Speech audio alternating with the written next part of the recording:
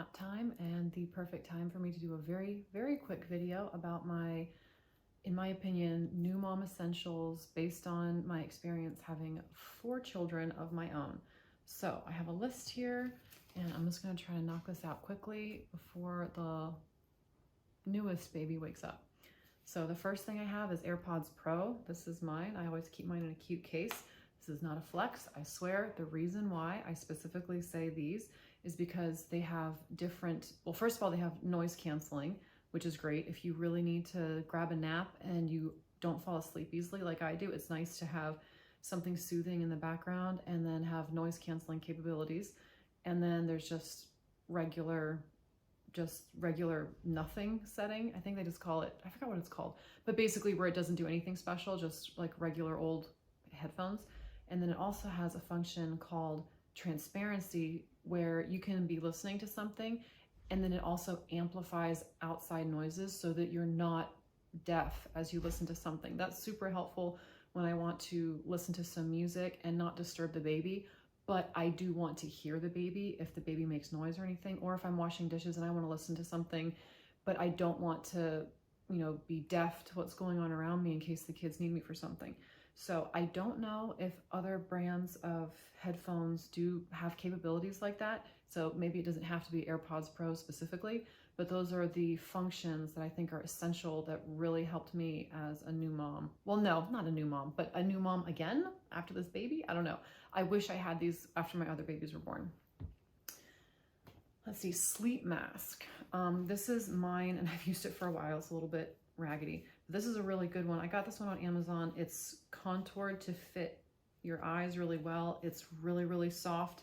And when this is on, it blocks out all light. So again, if you're like me and you're not good at napping during daylight hours, or just sleep is hard to come by and you need to make sure that you can sleep quickly when you get the chance, this is a lifesaver. I wish I had it with my other ones. This one's, I guess the next two are kind of things that lots of people suggest, but larger loungewear.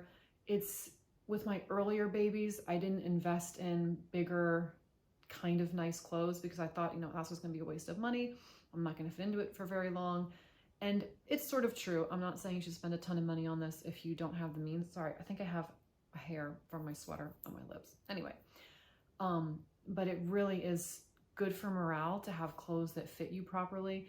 And I feel kind of weird suggesting this because this is after like the events of lockdowns and stuff. I think most people have lots of loungewear, but if you're watching this at some other point and you don't have your loungewear stocked up and you're expecting a baby, I would suggest that you stock up on a few pieces of pulled together loungewear. Just, it feels good to look kind of nice, but also be comfortable.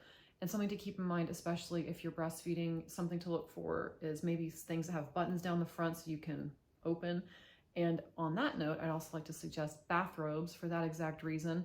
You can wear nothing underneath, or you can get like a really fuzzy bathrobe as a warm layer if your house is cold, and then they easily open up and so you can be cozy on your whole body, but have access.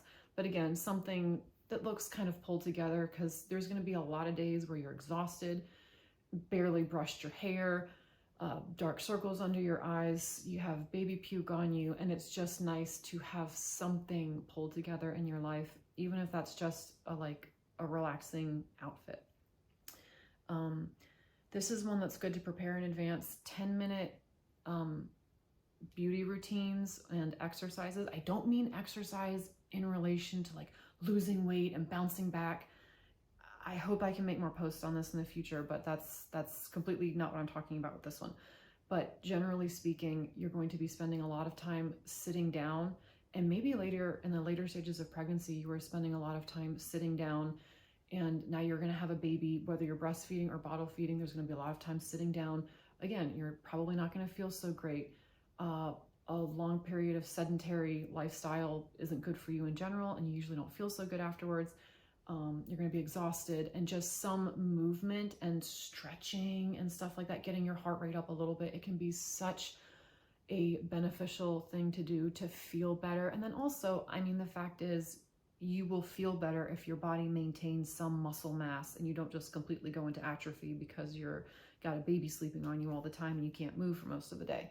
So this will be, of course, something that you have to personalize based on your own health needs and concerns, especially after having a baby. You might have things going on that you shouldn't be exacerbating. So I can't give specific suggestions. Maybe someday I'll make a video about stuff that I've done personally, but you really do need to tailor that to your own needs for safety reasons. So talk to your doctor or any specialist you trust if you need ideas.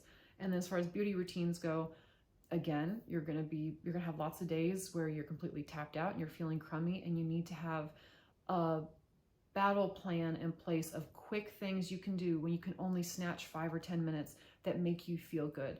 For some people, that might be a pedicure. For some people, that might be doing their hair. I'm not really a hair person. I don't know if you can tell. I don't know how my hair looks right now, but I don't do much with my hair, so that's not one of them.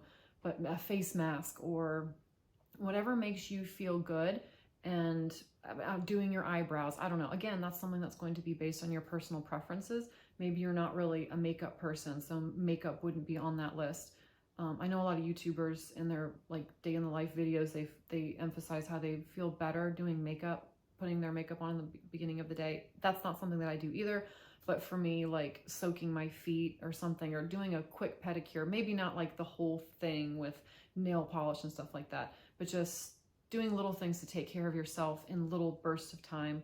Just have kind of a list in your head of ways you can incorporate that once the baby gets here.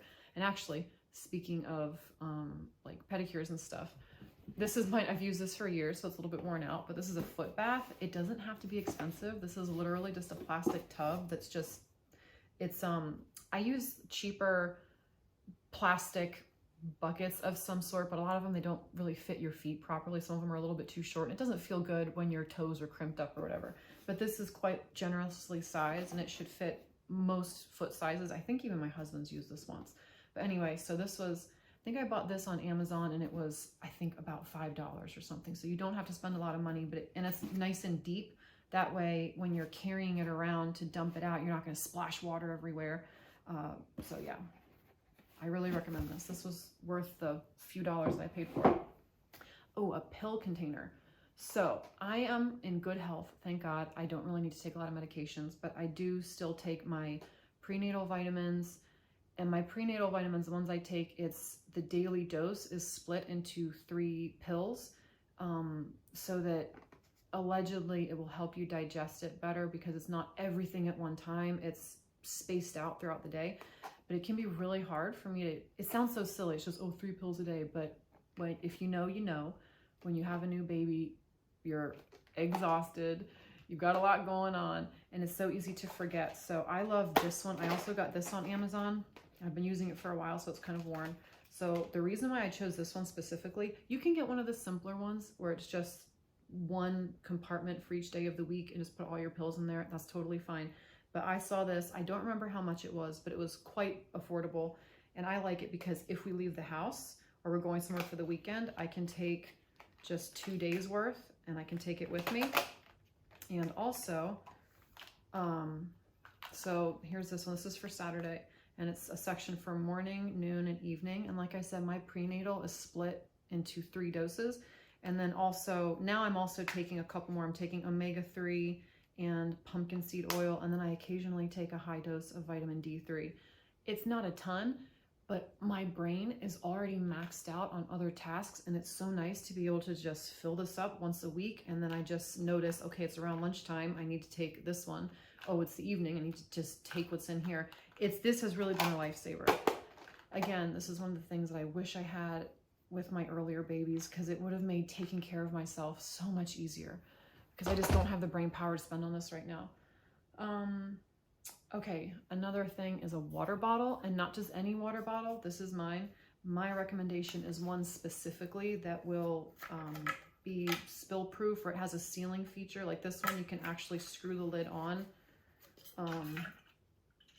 The reason why I say that is because, again, whether you're breastfeeding or bottle feeding, you're probably going to be spending a lot of time in bed or on the couch taking care of this baby, and you should be staying very hydrated, and you need to have a vessel that isn't going to spill, or it's going to be stuck on the nightstand and you don't want to move to go get it because you might wake up the baby or whatever.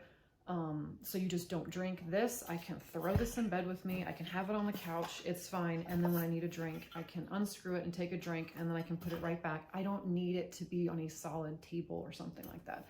So that's my little 2 cents. Make sure you have a cute water bottle and decorate it if it motivates you to actually pick it up and drink it.